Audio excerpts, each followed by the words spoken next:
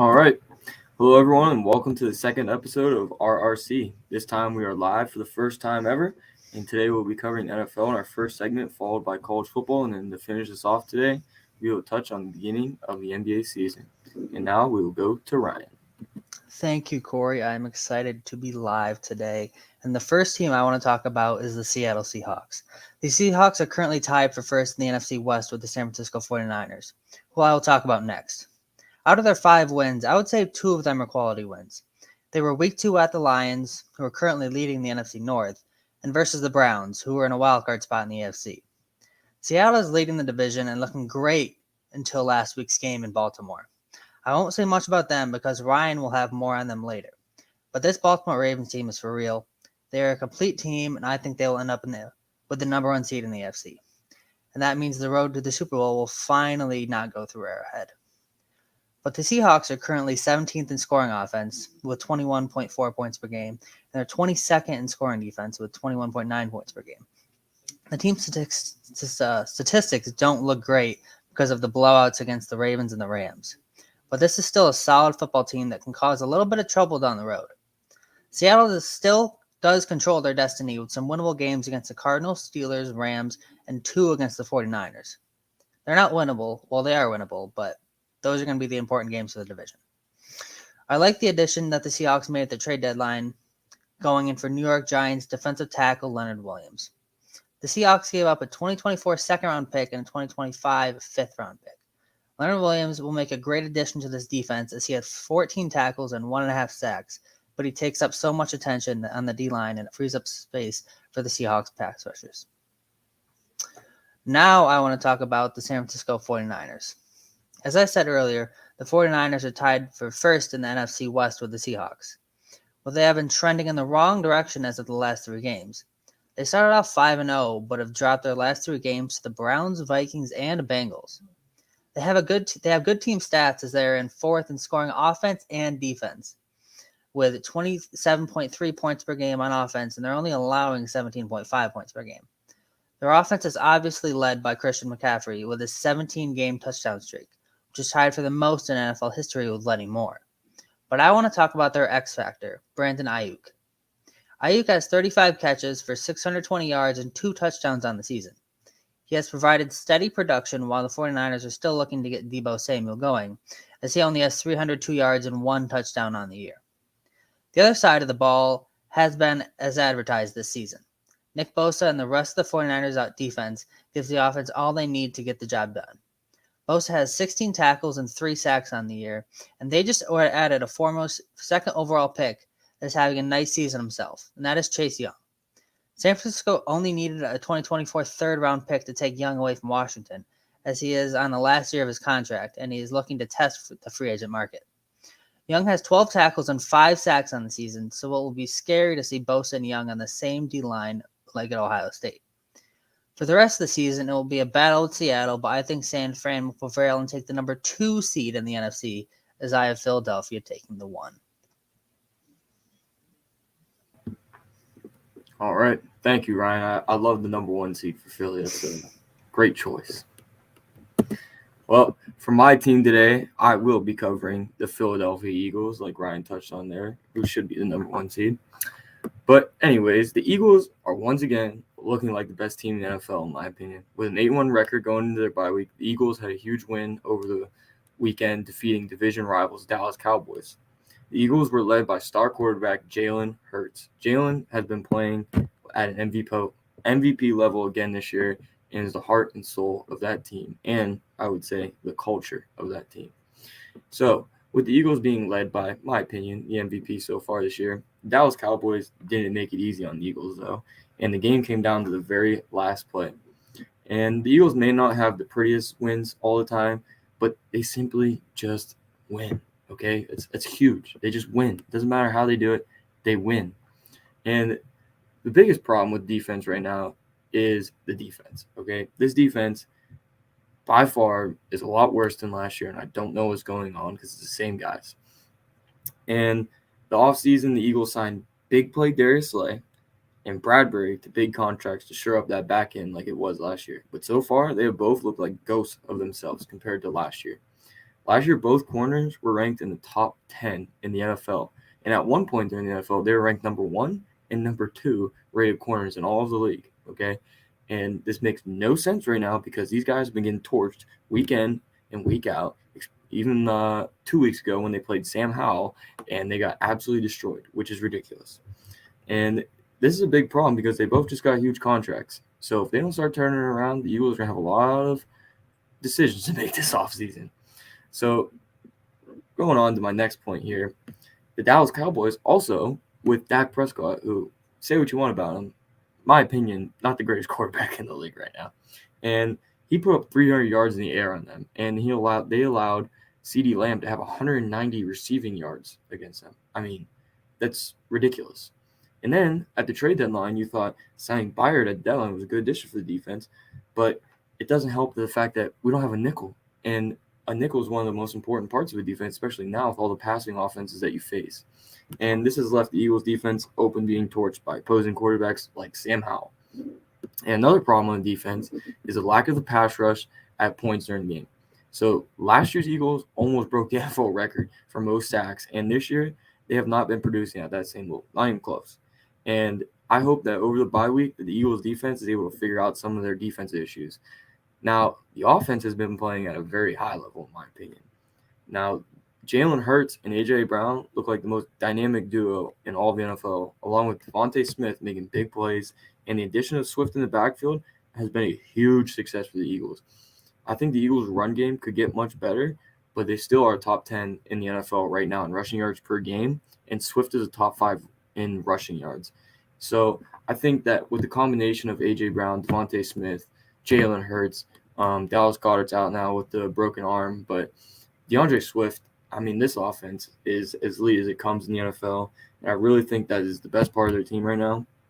But I'm hoping that this bye week can really give time for this defense to shore up some stuff on the back end. Let Byard get a couple more weeks in with the coaching staff and really start learning the scheme and get better communication on the field, because as soon as this defense comes together and starts playing like they should be, I don't think there's any team in the NFL that's going to be able to take down these Eagles. And they got to be ready coming out of this bye week for this gauntlet of a schedule they have. So I guess we shall see. Yeah, the Eagles are looking good. Let's see if they could get it done in the big game if they make it. We shall Yeah, see. I just don't understand Detroit letting DeAndre Swift go and It's letting him wild. walk right into Wow. the Eagles' hands. Here's my question for you. You think Montgomery's better than DeAndre Swift? I don't.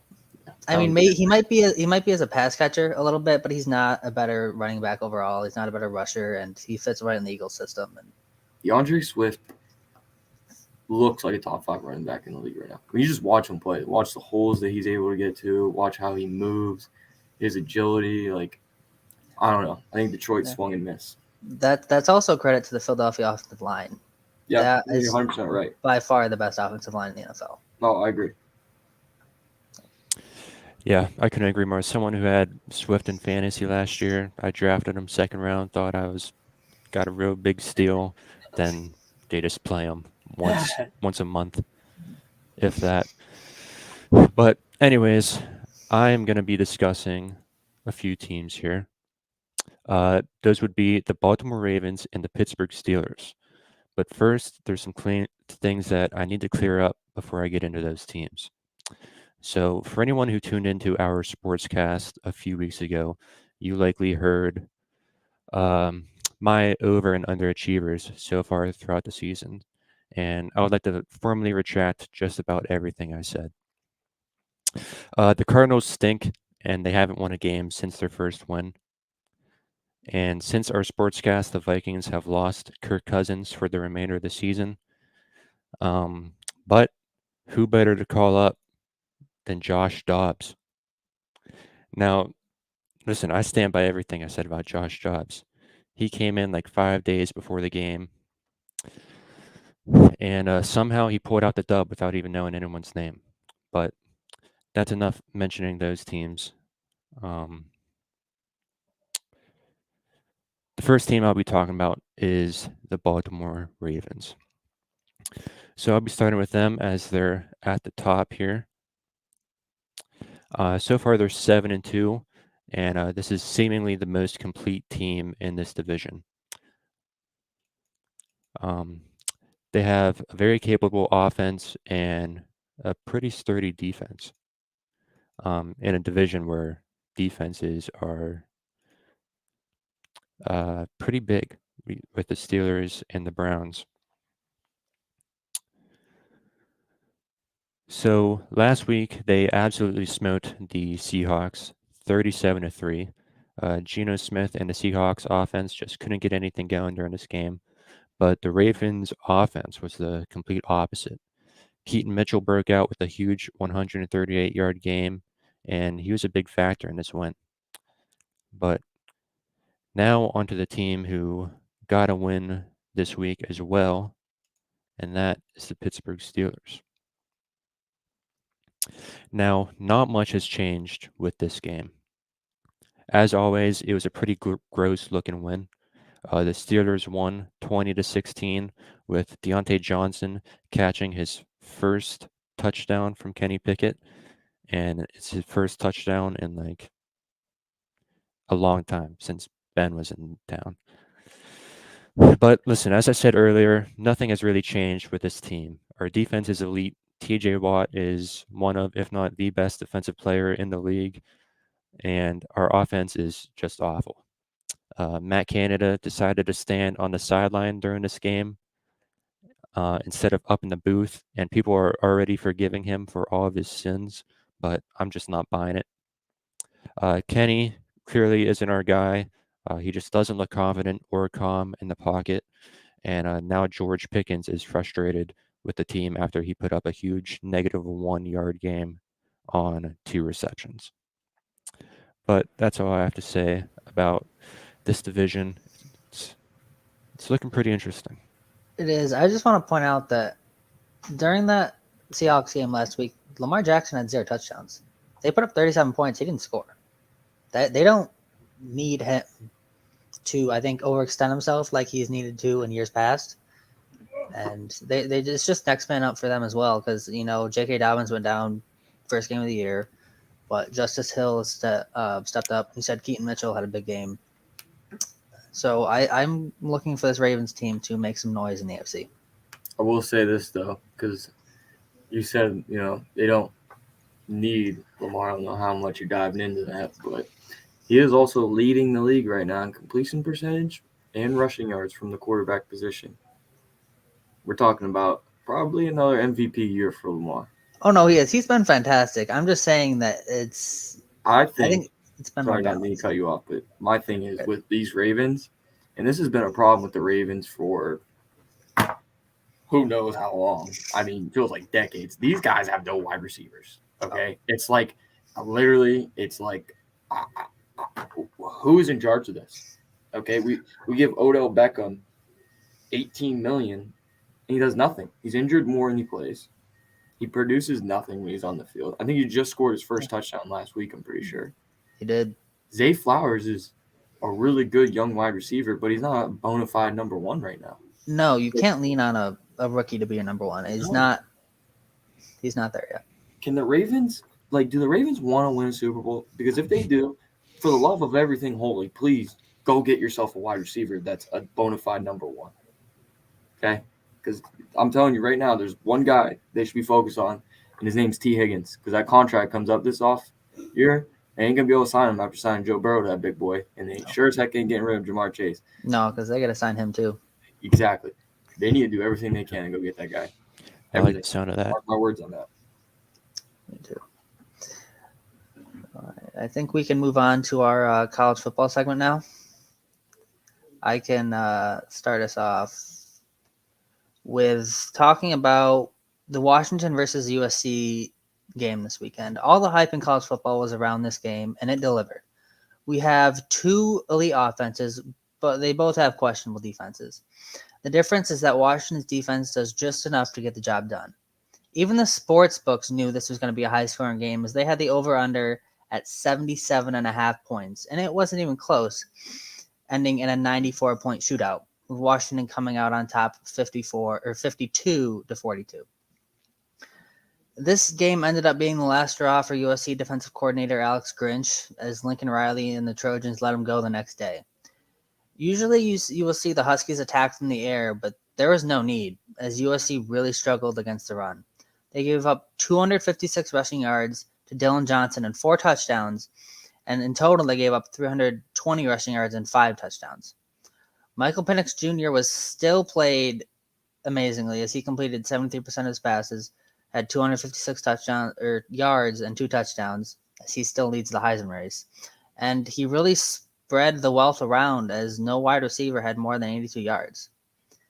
Caleb Williams as well played exceptionally as he completed 77% of his passes while going for 312 yards and 3 touchdowns, but it just wasn't enough for the Trojans. Now, I want to talk about the college football playoff rankings. I just want to say that the committee is going to have a real tough time deciding who gets in the college football playoff at the end of the season. At the moment, I think the biggest debate going on in the rankings is Oregon at number 6 and Texas at number 7. Now, Oregon has the second highest scoring offense in the nation with 43.3 points per game and the 12th best scoring defense at 17.1 points per game. And their strength of schedule and their rating is 11th. And while the Longhorns have the 19th best scoring offense with 34.3 points per game, the 14th best scoring defense at 17.6 points per game, and their strength of schedule and their rating is at 4, so a tougher schedule than Oregon's had. The Ducks' best win is against the 13th-ranked Utes, but they didn't have their starting quarterback. Cam Rising hasn't played this year. And their sole loss was to the aforementioned Washington Huskies, ranked at number 5. And Texas's best win was at Alabama, who has taken care of business since then as it ranked at number 8 behind the Longhorns and the Ducks. Their sole loss is in the Red River rivalry to Oklahoma, who has lost 2 straight games to Kansas and Oklahoma State during the last scheduled bedlam. So, Corey, I have a question for you. Based on these stats and rankings, do you think the committee prefers the better win or the better loss? Well, Ryan, to be honest with you, I told you this earlier, but I'll tell it to you again. Jalen Hurts has the best quote I've ever heard. When did winning not become the main thing? It's the only stat that matters at the end of the year, my friend. So I think that answers your question. I completely agree. All right. Well, now for my section, because trust me, I'm ready for this one, guys.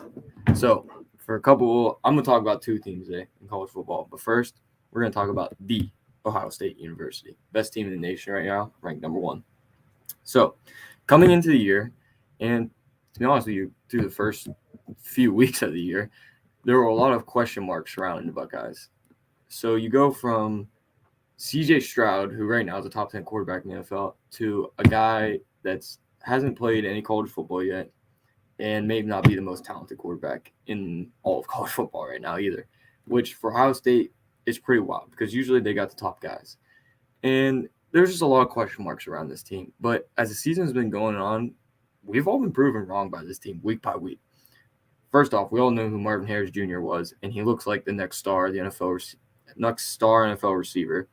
And he's an absolute freak. So just throw that out there. 52 receptions, 914 yards, 17.6 average, and 10 touchdowns on the year. He'll be one of the hottest picks this year in the draft, probably be taken top 10, if not earlier than that. Along with his stellar play, the Ohio State defense has been an absolute steel curtain out there, okay? Ranking top 5 in the nation and only allowing 10 points per game. We're talking Division I football, and they let up 10 points per game. That's ridiculous. And only 260 yards of total offense. These are top-notch stats. And this just shows you how dominant this defense has been all year and how dominant they can continue to be. So with Michigan coming up in 3 weeks, Ohio State's biggest test will be the most important game of the year for them. And whoever wins will most likely be in national playoffs, and they'll win the Big Ten championship. So they may be having a great year, but it always comes down to this one game because that's how it works for college football. My next team I'd like to touch on right now, and to be honest with you, not my favorite team, but right now there's something about this team that I've noticed that I kind of like. The next college football team I'm talking about is the Alabama Crimson Tide. Alabama started off the year with a very tough loss to Texas, who's a very good football team, but you can't lose in the SEC, and everybody knows that. So since then, Alabama has been on a tear in the SEC, making a name for themselves in the college football playoffs, beating teams like Ole Miss, LSU, Tennessee, and Arkansas. and they still have Kentucky and Auburn left on their schedule.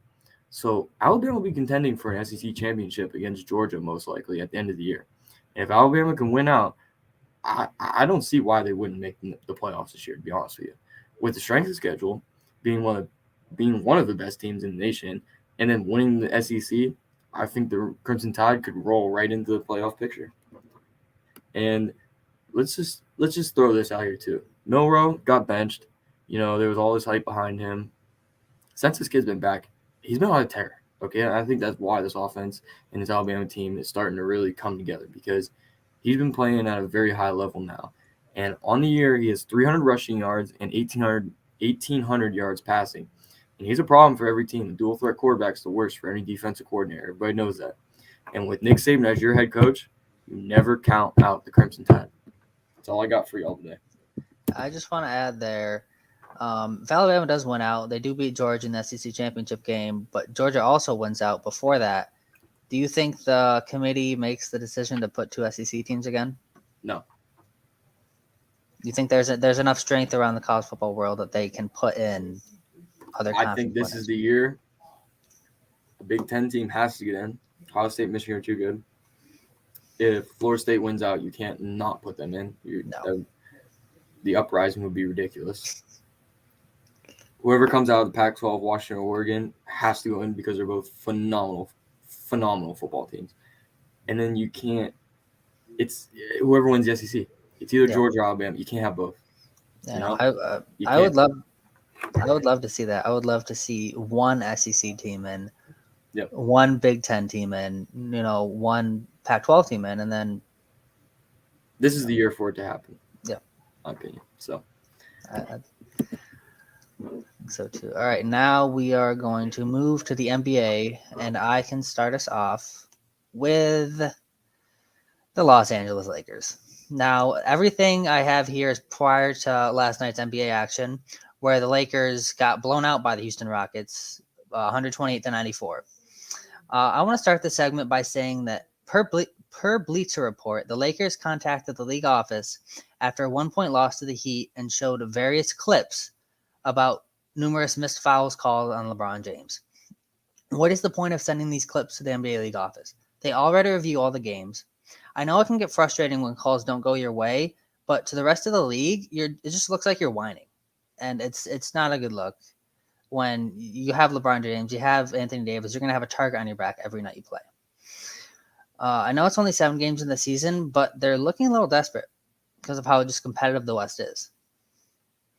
The Lakers are sitting at 10th place in the West with a record of 3-4. Their team stats are in the middle of the road for the NBA as they sit 17th in scoring offense at 111.1 points per game, 11th in field goal percentage, 29th in three-point percentage. We'll get to that later. And they only make 9 threes a game. They're 19th in scoring defense, 16th in opponent field goal percentage, and 19th in opponent three-point percentage. The biggest issue for the Lakers last year is still present to start this season. They still can't shoot threes. They made some solid free agent signings with Christian Wood, Gabe Vincent, and Taurean Prince, but none of them can shoot, so there's still no big threat from the outside, which makes it a little easier to defend LeBron and AD. Not to mention, the Lakers' opponents are trading 2s for 3s, and it's hard for the Lakers to keep up with that. Now I get to AD. This is supposed to be his team, at least until the playoffs. He's averaging 23 and 12, which are good numbers, but not the production they're quite looking for from him. The ideal situation for the Lakers would be for LeBron to take the back seat until the playoffs come, but he can't afford to do that. They wanted him on a minutes restriction to start the year, but the first game, that was thrown out the window. LeBron's doing his part. He's averaging 25, 8, and 6 in year 20, and the Lakers are going to need every bit of his magic to do anything in the West this year. And the next team I want to talk about is the Orlando Magic. They have a young, exciting core of Franz Wagner, Paolo Banchero, and Cole Anthony, along with other young talent like Jalen Suggs and Wendell Carter Jr. Wagner is averaging 18, 5, and 3 on 33 minutes per game. Banchero is averaging 18, 6, and 5 on 33 minutes per game. And Cole Anthony is averaging 16, 4, and 3 on 25 minutes per game. I love seeing over 5 assists for Banchero, as it's always nice to see your big man moving the ball well. While being led by this group, the Magic are sitting at 6th place in the East with a record of 4-3. The Magic are winning games on the defensive end as they are third in scoring defense, 17th in opponent's field goal percentage, and 10th in opponent's three-point percentage. This is a good sign for the Magic, as it can be challenging sometimes to get your young stars to play good defense. The offense could use some work, though, as the Magic are 23rd in scoring offense, 21st in field goal percentage, and 27th in three-point percentage, only making 10 threes per game. Like the Lakers, the Magic could use some three-point shooting to free up some space for Wagner and Banchero to work down low. Without a true star player on the team, the Magic need to score by committee, and they do that. They have 6 players over averaging 10 points per game. But the lack of star power is what hurts the Magic in clutch moments and eventually will in the playoffs. But I can see Wagner or Banchero turning into that go-to man by the end of the season. I think the Magic will make the playoffs, and I believe they can even avoid the play-in games at the end of the year. All right, Ryan. I think you're being a little nice. Just gonna throw that out there. You're being a little nice to these Lakers, and I'm a diehard, okay? Diehard Lakers fan. So let me give my opinion on these Lakers right now, okay? The Los Angeles Lakers. Oh my gosh, they're off to a rough start for the second year in a row. And as a Laker fan, I'm always disappointed in them. Just always. It's just part of it now. I don't think the Laker Nation needs to panic though, but kinda. But there's no excuse for these meaningless losses constantly, especially to the Houston Rockets. Anthony Davis is my main problem with the Lakers now. With how the NBA is structured, you need 2 bona fide all-stars on your team to compete for a championship. And AD, or as everybody likes to say, always disappointing, is consistently inconsistent. And one night he looks like the best player in the league, and then another night he looks like a backup center for the Raptors. So as a Lakers fan, I think it's time we get out from underneath the cloud of always depending on AD like we did with Russell Westbrook. I think it's time. And LeBron is playing great, but he can't do it himself anymore. AR-15 is playing extremely high level now, and so are other role players like Cam Reddish and D'Lo. It all comes down to AD constantly, and it's so frustrating, and he never, ever delivers for us. And as a Lakers fan, it hurts to support him. It really does. And the Lakers need to get LeBron a consistent star that he can rely on, and they need to get as much as they can for AD before this trade deadline hits. Because I'm telling you right now, the Nuggets will win it because Jokic is just simply better than him. Golden State Warriors are coming. They're looking good again. The Dallas Mavericks are no joke. You got the Suns, obviously, the Clippers. The Western Conference is fully loaded, and Anthony Davis is just not the guy anymore. And I think it's time we move on from him. I'm just so sick of it. I'm sick of him. But let's move on to somewhere a little brighter. So now to a young team that is showing promise, the OKC Thunder. This team are building something special right now. Mark my words. With young draft picks that are producing at high levels for them, Shai Alexander is looking like a superstar year in and year out, and it's time we start putting him in that conversation with those other guys like LeBron, Jokic, Luka, Giannis, KD, Booker, all these guys. He's on that level. Okay, people need to start realizing this. And with the supporting cast like Chet Holmgren, Jalen Williams, Josh Giddey, and Dort, the Thunder are young and talented. And this may be their year that they are starting to give some of these powerhouses in the West a run for their money. And with Chet fully healthy, this OKC team will continue to win. And as Steve Kerr said last week, there's something special going on down there in Oklahoma. They are coming, and I totally agree with Steve Kerr. OKC is one all-star away from competing for a conference title and maybe a championship. Right now, OKC is averaging 118 points per game, and as a team, they're shooting 40% from three, which ranks top 5 in the NBA right now. With a high-powered offense and young athletic players that play hard in defense, the Thunder are coming for the West this year. Don't count them out. Don't overlook them. They are coming. That's my point. I just want to say that it will be hard for Holmgren to win Rookie of the Year because of just the hype around Wembanyama. I think he can do it. I think so. He's shooting like 60% from three, like 55% from the floor. He's averaging 17 and like 8. So he's a great piece for. Thunder are coming. They are. They're coming. Shea Gilgeous-Alexander is going to be top 5 in scoring and assists. Yep. I think it was last year. Yep. He should be top 5 in the MVP race. I agree. They're young and exciting. So I think that's all we have. Is that all we have for today? Do we have one more? Unfortunately, we're out of time, but yeah, as you guys said, the young generation is starting to take over in all of these leagues pretty much. So Yep, it's I a agree. pretty exciting time. But I think that's all for us. Appreciate everyone for tuning in. Any closing remarks from you fellas? Fly, I Eagles, got fly. nothing. Fly Eagles fly. Hey, let's go rock. Hey. PSAC champs. We will. Yeah, go Steelers too. How about that? All right, thanks for watching, everybody. Yeah, thank you, and come back next time.